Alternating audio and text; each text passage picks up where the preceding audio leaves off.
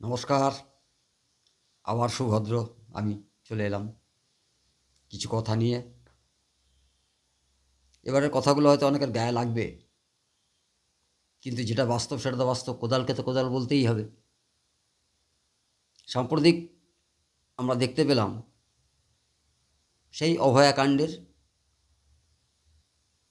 যাদেরকে আহ, দোষী বলে চিহ্নিত করা হয়েছিল, দোষী সাব্যস্ত হয়নি। দোষী সাব্যস্ত না হলে কাউকে অপরাধী বলা যায় না। তো যাক, যারা এর সাথে যুক্ত সন্দেহজনকভাবে যাদেরকে গ্রেপ্তার করা হয়েছিল ইডি বা সিবিআই এর মাধ্যমে, তারা আপাতত জামিন পেলেন, মুক্তি পেলেন না।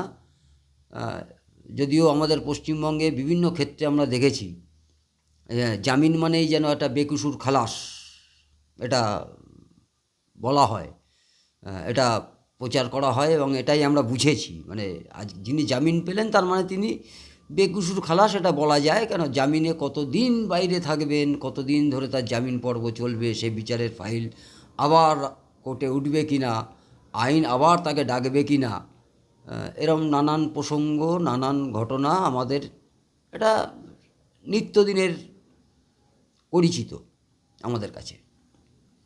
খুব খারাপ লাগে আজকে এই ইডি সিবিআই বলতে দ্বিধা নেই, যতগুলো কার্যক্রম এ পর্যন্ত তারা হাতে নিয়েছেন, যতগুলো কেস তারা হাতে নিয়েছেন, তারা কোনো কেসই সঠিকভাবে যে আমরা দেখিনি যে এই কেসের জন্যে তিনি জেলের আসামি, তিনি সাজাপ্রাপ্ত, তার সাজা ঘোষণা করা হয়েছে। দীর্ঘদিন নানানভাবে আইনের যেভাবে যা পদ্ধতি অনুযায়ী তাদের কিছুদিন পুলিশ কাস্টাডি, তারপরে জেল হেফাজতে থাকতে হয়, কিন্তু দোষী সাব্যস্ত হওয়া পর্যন্ত আমরা কোনো দিন দেখিনি। তারপরে কোনো একটা সময় কোন অজ্ঞাত কারণে তাদের জামিন হয়, তারপরে আর সে কেসটার কোনো খবর হয় না। আমরা পশ্চিমবঙ্গের মানুষ খুব হতাশ। যদিও রাজনীতি নির্ভর, পশ্চিমবঙ্গের প্রত্যেকটা মানুষই রাজনীতির সাথে ব্যাপারটাকে মিশিয়ে রাখেন। তারা রাজনীতিটা ভালো বোঝেন, ভালো করেন। তা সেই জায়গায় দাঁড়িয়ে যেটা গোটা বাংলা জুড়ে একটা প্রচার বহুদিন ধরেই হচ্ছে, মানে বামেরা ক্ষমতাচ্যুত হওয়ার পরে যে সরকার, মামাটি মানুষের সরকার যেটা তৈরি হওয়ার পরে কেন্দ্রে বিজেপি সরকার তৈরি হওয়ার পরের থেকেই আমরা বিভিন্ন কারণে আমরা দেখে আসছি পশ্চিমবঙ্গের একটা আওয়াজ আছে গোটা পশ্চিমবঙ্গ জুড়ে, দাদা দিদি সেটিং। এই দাদা দিদি সেটিং, এটা বামেদের আমি দোষ দিই না। তারা তো তাদের রাজনৈতিক কার্যক্রমের জন্য মিথ্যাচার করুক আর সত্যি কথাই বলুক, যেটা হোক, তারা তাদের প্রচার কার্য চালিয়ে যাবেন। এই দাদা দিদি সেটিং সেটা আজকে কিন্তু মানুষকে ভাবতে বাধ্য করছে। প্রতিটা মানুষের মুখে এটা আস্তে আস্তে আস্তে আস্তে চাউর হচ্ছে যে দাদা দিদি সেটিং। আমি জানি না আদৌ সেটিং তত্ত্ব এখানে কিছু আছে কি না, বা সেটিংয়ের কোনো পর্ব আছে কি না। যদিও আমরা পশ্চিমবঙ্গের মানুষ জানি, কেন্দ্রীয় এজেন্সি মানেই সেটা কেন্দ্রীয় প্রধানমন্ত্রী, কেন্দ্রীয় স্বরাষ্ট্রমন্ত্রী সরাসরি সেটাকে কন্ট্রোল করেন। তাদের আঙ্গুলি হেলনে এটা চলাচল করে। তার কারণ বিগত দিনে আমরা দেখেছি পশ্চিমবঙ্গে যতগুলো ঘটনা ঘটেছে, তারপরে যখনই সিবিআই বা ইডি তদন্ত এসেছেন, বর্তমান সরকার সেটাকে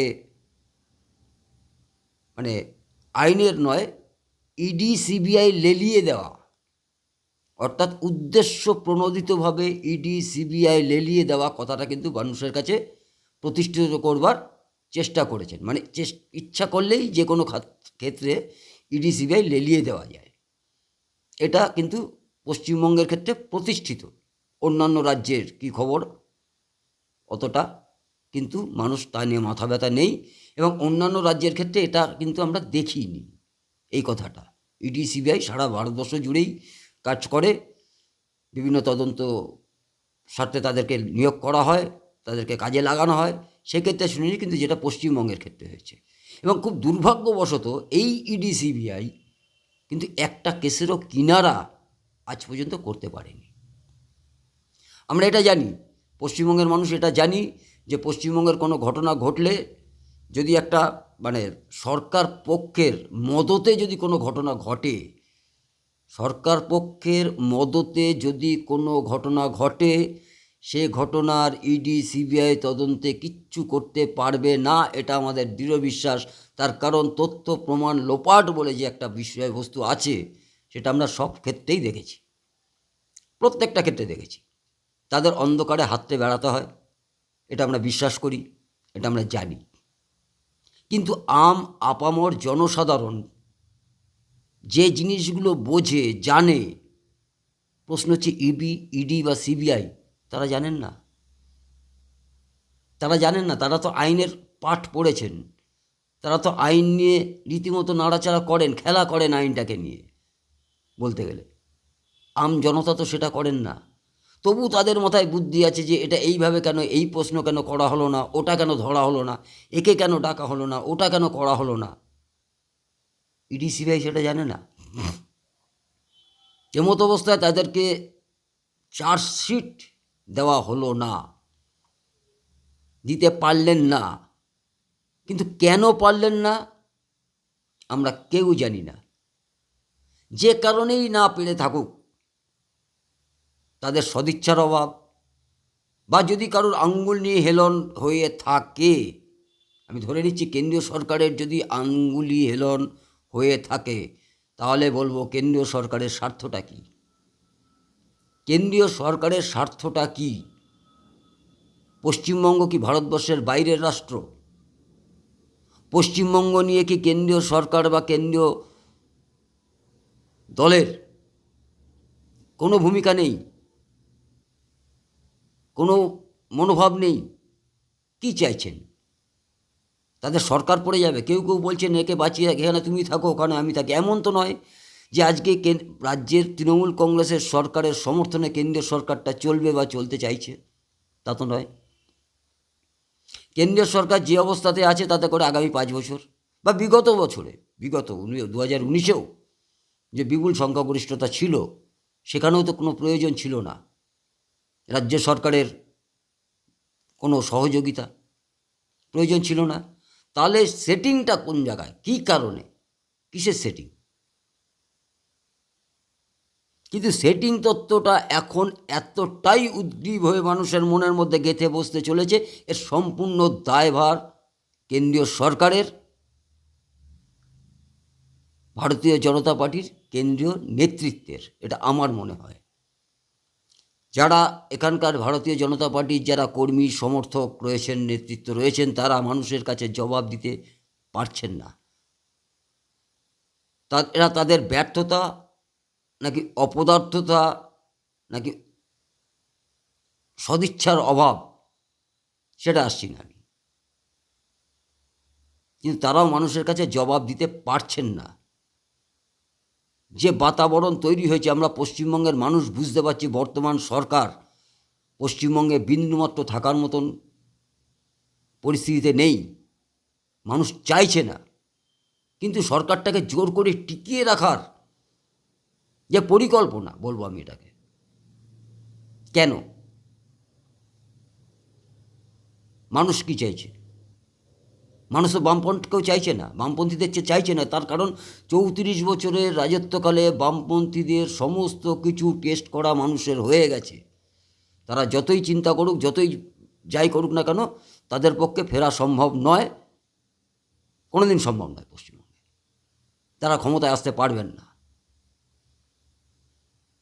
তাহলে বর্তমান সরকারে, বর্তমান পশ্চিমবঙ্গবাসীর যে সমস্যা, হাজারো সমস্যা, এই সমস্যাগুলোকে উদ্ধার করার জন্যে পশ্চিমবঙ্গ মানুষ, বঙ্গবাসী যখন একত্রিত হতে চলেছেন, একত্রিত হয়ে একটা জায়গায় জোটবদ্ধ হওয়ার চেষ্টা করছেন, সেই জায়গায় দাঁড়িয়ে তাদের এই ইচ্ছার বিরুদ্ধে বলবো, ইচ্ছার বিরুদ্ধেই, তাদের এই ইচ্ছার বিরুদ্ধে কেন বারবার পদক্ষেপ নেওয়া হচ্ছে, বা তাদের ইচ্ছাকে মর্যাদা দেওয়া হচ্ছে না কেন, বা তাদের ইচ্ছাকে বাস্তবে পরিণত করার পদক্ষেপ কেন নেওয়া হচ্ছে না?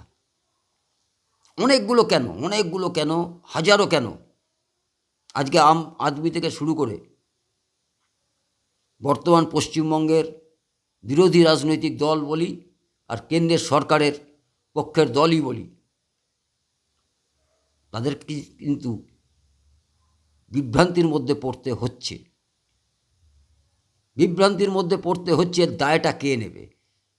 তাহলে কি কেন্দ্র সরকার চাইছে না, নাকি কেন্দ্র সরকার রাজ্য বিজেপির ওপরে ভরসা করতে পারছেন না? আমরা প্রতি ক্ষেত্রে আমরা দেখেছি, এটা জানি ভারতবর্ষের মানুষ বিজেপির প্রতি আস্থাশীল, নরেন্দ্র মোদীর ওপর আস্থাশীল। তার কারণ হচ্ছে দ্বিতীয় কোনো ব্যক্তি এই মুহূর্তে নেই যিনি ওই জায়গাটাকে নিতে পারেন। কিন্তু সহনশীলতারও তো একটা সীমাবদ্ধ থাকা উচিত। এই সীমাবদ্ধর বাঁধ যেদিন ভেঙে যাবে, এই সহনশীলতার বাঁধ যদি ভেঙে যায়, তাহলে কি পশ্চিমবঙ্গে কোনো দিন এই সরকারের পরিবর্তন হওয়া সম্ভব হবে? নতুন সরকার কি পশ্চিমবঙ্গে আসবে? আসবে না। তাহলে আমরা পশ্চিমবঙ্গবাসী যেই তিমিরে সেই তিমিরেই রয়ে গেলাম। উপরন্তু আরও কঠিন পরিস্থিতির মধ্যে পড়ে গেলাম, যারা আমরা এই সরকারটার সরাসরি সমালোচক।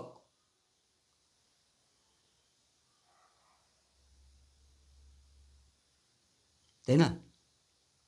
জিনিসটাকে ভাবতে হবে। খুব সংক্ষেপে বলবার চেষ্টা করলাম, বিস্তারিত বললে ভিডিও লেন্থ বেড়ে যাবে। শুনবার মানসিকতা অনেকের থাকে না লং ভিডিও হলে, তবুও খুব সংক্ষেপে কতটা বোঝাতে পারলাম, কাদের বোঝাতে পারলাম, সেটা আগামী দিন বলবে।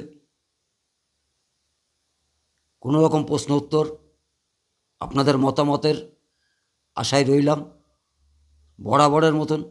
হয়তো কথাগুলো কারুর কাছে অপ্রিয় মনে হবে, কিন্তু আমি সুপ্রিয়। অপ্রিয় কথা বলাই আমার কাজ। আমার কথা একটু অপ্রিয়, তবু বলবো, অবশ্যই আপনাদের মন্তব্যের আশায় রইলাম। দেখা হবে আবার অন্য বিষয়ে। নমস্কার।